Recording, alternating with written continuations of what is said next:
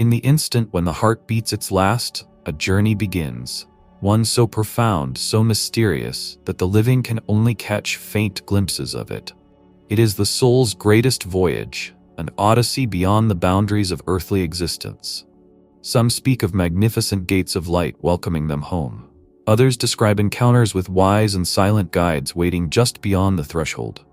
But what truly happens in those first breathtaking moments after death? What does the soul see, feel, and understand as it steps beyond the veil? Drawing from the remarkable revelations of Edgar Cayce, today we will lift that sacred curtain and trace, step by step, the soul's first experiences in the afterlife. Prepare to follow the soul's path through realms unseen, where truth shines brighter than memory, and where the journey back to the source begins with a single, eternal step. According to the teachings of Edgar Cayce, the moment of death is not a sudden ending, but a delicate transition, a gentle shifting of awareness from the physical to the spiritual. As the body takes its final breath, consciousness begins to lift, separating slowly from its earthly vessel. Many souls describe this sensation as a lightness, an effortless rising, as if being gently pulled upward by an unseen force. There is often no fear, only a profound sense of freedom, a sudden clarity that releases the limitations of the body. For a brief time, the soul floats near its former shell, fully aware of its surroundings. Cayce's readings affirm that in these first moments, the soul can still perceive the emotions and thoughts of those left behind, feeling their sorrow, confusion, or love with a new, heightened sensitivity. This period immediately after death is marked by a state of dual awareness. The soul is no longer bound by the body's pain or restrictions, yet it remains closely tied to the earthly plane. It watches, observes, and often tries to comfort loved ones, though communication in this state is limited to impressions rather than words. Cayce noted that many souls linger for a time, not out of fear, but out of a deep love or a sense of unfinished business. They witness their loved ones grieving, sense the energy of prayers, and sometimes experience a profound longing to reassure those who mourn. During this phase, the soul undergoes its first stage of release, letting go of the physical world. It is not an instantaneous detachment, but a gradual process, influenced by the soul's level of awareness and attachment to earthly life. Some souls find it easy to move on, especially if they have lived with a strong spiritual focus. Others may hesitate, clinging to familiar places, people, or regrets. Cayce described this as the beginning of the loosening of earthly ties, a necessary step before the soul can fully enter the realms beyond. This transition also brings a new way of perceiving reality. The senses that once depended on a physical body, sight, sound, touch, are now replaced by direct knowing. The soul does not see with eyes or hear with ears. It experiences existence through pure awareness. Emotions are felt more deeply, thoughts are perceived with clarity, and time, as it is known on earth, begins to lose its meaning. Everything is immediate, vivid, and interconnected. Interestingly, Cayce emphasized that the soul's experience at this stage reflects its inner state. A soul filled with peace, forgiveness, and love tends to pass easily, moving into environments of light and harmony. A soul burdened by fear, guilt, or unresolved anger may find the transition more confusing or turbulent. Yet no soul is ever abandoned. Helpers, whether spiritual guides, deceased loved ones, or beings of light, are always present, ready to assist in the journey toward understanding and healing. Before the soul moves fully into the afterlife, there's often a powerful moment of reflection. The life just lived may unfold before the soul in a panoramic review, not as a judgment, but as a way of understanding. Cayce described this review as a compassionate process, where the soul sees the ripples of its actions, the kindness it offered, the pain it caused, the growth it achieved.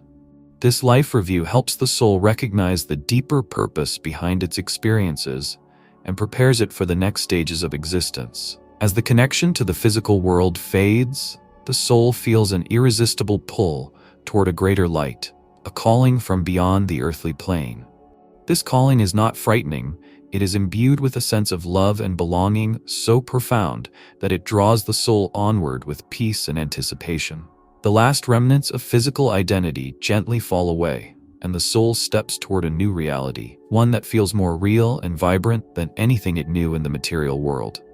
Thus, the moment between life and death is not one of darkness or fear, but a sacred passage, a bridge between two states of being.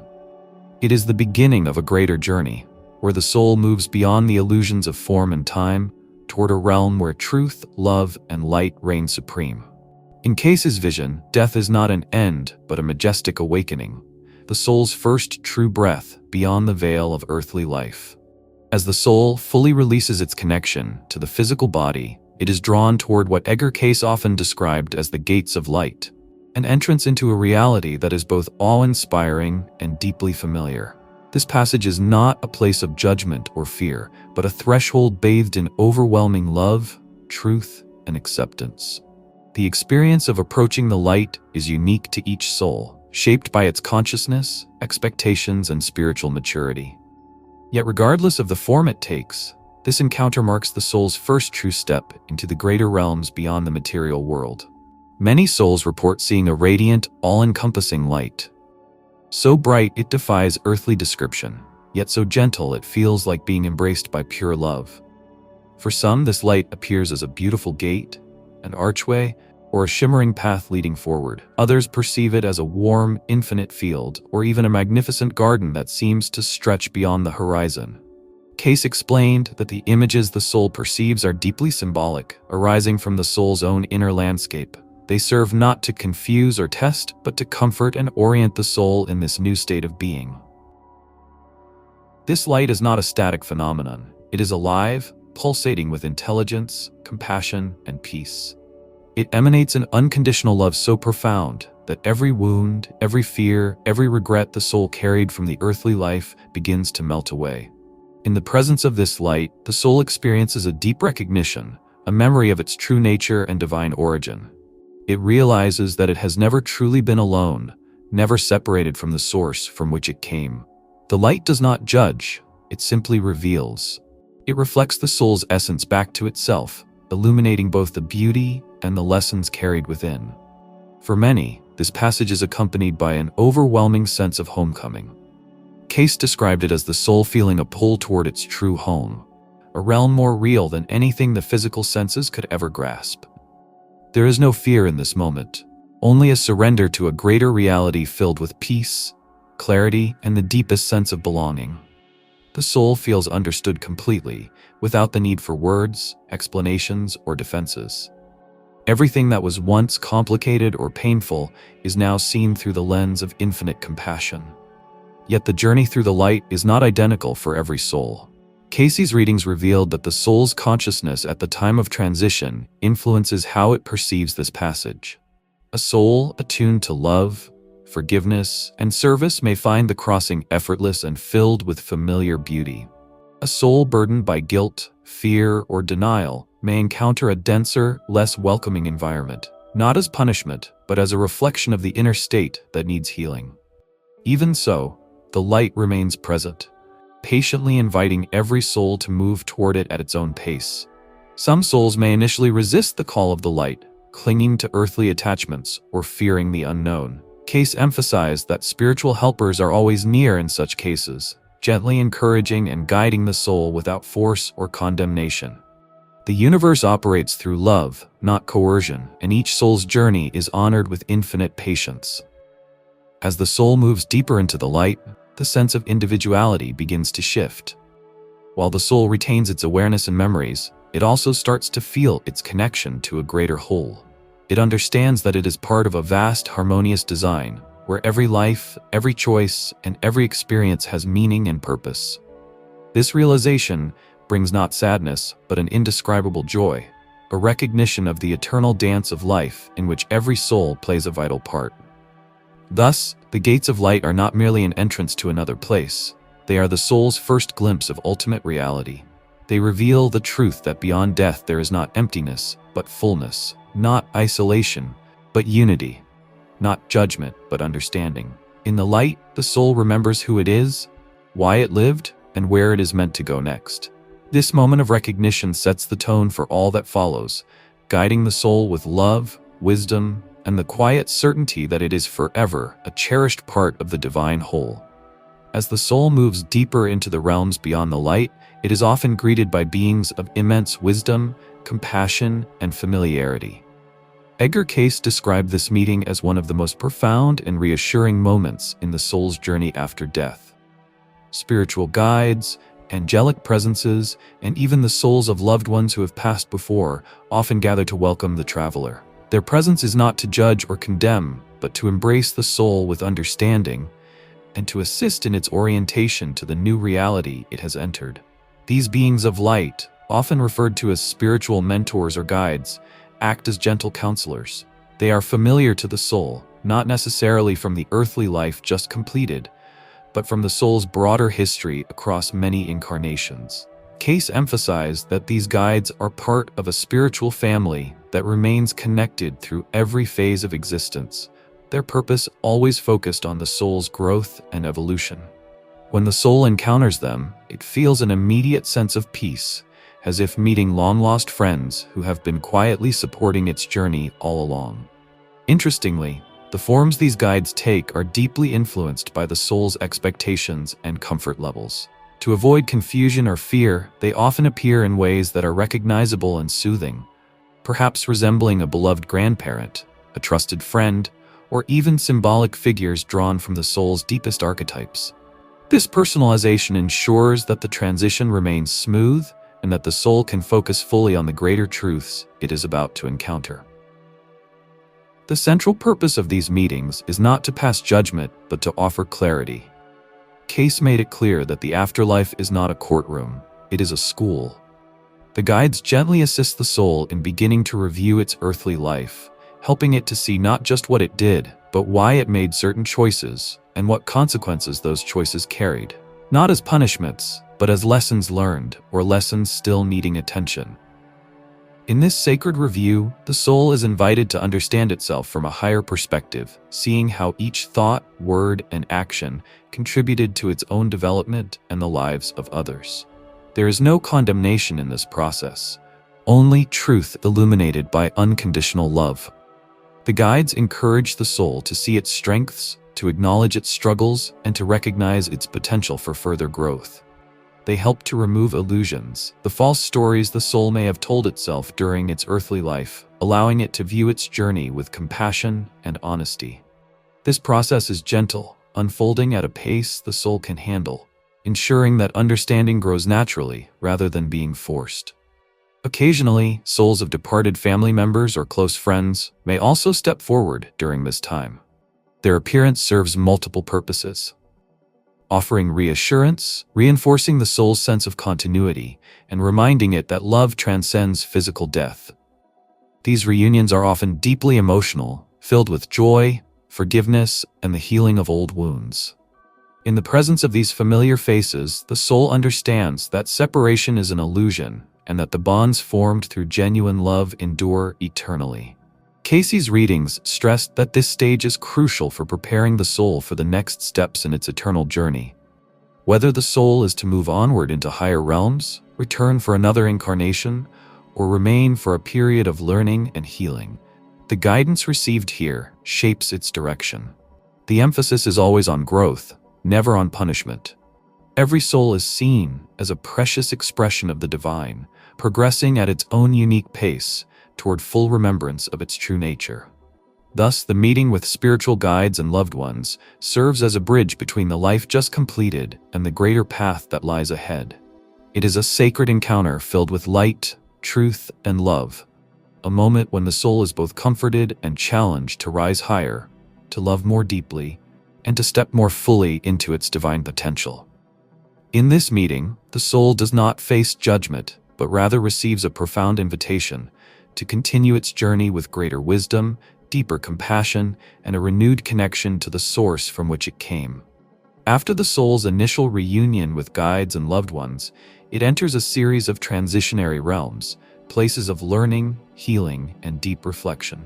Edgar Cayce described these spheres as necessary stages where the soul prepares itself for the next phase of its eternal journey. These are not physical locations, but states of consciousness, each perfectly tailored to the soul's individual needs, allowing it to rest, review, and evolve at its own natural pace. The first experience for many souls is a profound sense of rest and peace. Having completed the intense journey of physical life, the soul is often offered a period of deep spiritual recuperation. In this state of divine rest, the soul is cradled by energies of compassion and healing, free from the demands and confusions of earthly existence. Here, the soul is given the space to simply be, to shed the tensions and illusions accumulated over a lifetime, and to reconnect with its core essence. Cayce emphasized that this time of rest is not a delay or a punishment, but a vital stage of restoration, allowing the soul to gather strength and clarity before moving forward. For other souls, particularly those who are more spiritually attuned or ready for further growth, the next step leads to what Cayce called the halls of memory, or halls of learning. These are realms where the soul, assisted by wise mentors, revisits the life just completed, not through harsh judgment, but through the lens of understanding and self-awareness. In these halls, the soul experiences key moments from its earthly journey: acts of love, missed opportunities, moments of kindness, times of anger or fear. Yet this review is not about condemnation. Instead, it is a gentle unveiling of the soul's story, helping it to see how every choice rippled outward, touching the lives of others and shaping its own evolution. Cayce revealed that these memories are not shown as static pictures, but are felt and understood with profound emotional clarity. The soul feels the joy it gave, the hurt it caused, and the growth it achieved, not as a way to instill guilt, but as a way to inspire deeper learning and compassion. It is through this reflective process that the soul gains wisdom, preparing to make more enlightened choices in the future. Some souls move quickly through these stages, ready to embrace new lessons or ascend to higher realms of spiritual development. Others may linger longer, needing more time to absorb the meanings of their experiences or to heal from traumas that remain unresolved. There is no set timeline, no external pressure, only the natural unfolding of understanding as the soul moves according to its own readiness and will. In some cases, the soul may enter specialized realms designed for specific types of healing or learning. Souls who have suffered greatly or carried heavy burdens of guilt may find themselves in environments rich with love and teaching, where they are gently guided to release their pain and embrace forgiveness. Others, whose lives were filled with service and growth, may find themselves quickly advancing to higher planes where more advanced spiritual lessons await. Throughout this process, the soul is never alone. Guides, mentors, and sometimes even familiar souls walk beside it, offering support, encouragement, and insight. The ultimate goal is always the same: to help the soul integrate the lessons of its earthly experience and to prepare it for whatever step best serves its continued evolution. As the soul completes its time in these transitional realms, it arrives at a place of decision. In concert with its guides and under the guidance of divine will, the soul reflects on its readiness. Should it return to the earthly plane for further growth and service? Should it remain in the spiritual worlds to learn, heal, and assist others? Or should it ascend to even higher realms of light and wisdom? Cayce made it clear that these choices are never forced. They are presented with love, allowing the soul to exercise its free will in alignment with its highest good. Thus, the transitionary states after death are not a static limbo, but a vibrant and sacred time of deep internal work. It is a time when the soul gathers itself, heals its wounds, deepens its understanding, and sets its intention for the next chapter of its infinite journey. In these sacred realms, under the watchful care of loving guides, the soul prepares to step forward with greater wisdom, deeper love, and a clearer vision of its eternal purpose. After a soul has rested, reflected, and integrated the lessons from its earthly journey, it arrives at a critical point, a moment of profound choice. Edgar Cayce described this decision not as a command from a higher authority, but as a sacred dialogue between the soul, its spiritual guides, and the greater laws of divine order. Here, with full awareness and in the presence of unconditional love, the soul contemplates its next step. Whether to return to the physical world for further growth, or to continue its development in higher spiritual realms. The decision is deeply personal and is influenced by the soul's accumulated experiences, its current state of maturity, and the desires of its higher self. Some souls, feeling a strong call toward service, willingly choose to reincarnate, seeking to resolve remaining karmic patterns, or to assist others in their own journeys. They may return to complete unfinished work, heal old wounds, or continue learning the essential lessons of compassion, patience, and forgiveness that physical life so uniquely offers. For these souls, returning to Earth is not seen as a punishment, but as a courageous and purposeful act of love. Other souls, having reached a higher degree of spiritual development, may choose to remain in the spiritual worlds for a time. In these realms, they engage in advanced learning, healing, and preparation for future service. Some take on roles as guides or helpers for those still incarnated, offering support and inspiration from beyond the veil. These souls continue to grow in wisdom and love, preparing eventually for even greater journeys through the cosmos. Cayce emphasized that the soul's choice is always respected. There is no coercion, no force, only gentle guidance rooted in love and understanding. The soul is shown its options clearly, what lessons remain to be learned, what opportunities await, and how its choices will further its eternal evolution. This sacred process ensures that each decision aligns with the soul's deepest needs and highest aspirations. For some souls, the pull to return to Earth is strong, fueled by a desire to correct mistakes, to deepen relationships, or to fulfill uncompleted missions. For others, the attraction to the spiritual worlds is stronger, offering the opportunity to advance in ways not possible in the physical dimension. In either case, the choice reflects the soul's readiness and its longing to move closer to the source, to become more fully aligned with the universal consciousness from which it was born. It is important to understand that not all souls are ready to ascend to higher realms immediately. Growth is a gradual process, built through countless experiences and choices made over many lifetimes. Some may need to reincarnate many times, each life refining the soul's character and expanding its capacity for love and wisdom. Others, having fulfilled their earthly purposes, rise naturally into dimensions where new forms of service and learning await. Regardless of the path chosen, the soul's journey is marked by a profound sense of freedom and divine support. Every step is taken in the presence of overwhelming love, and every effort toward growth is honored.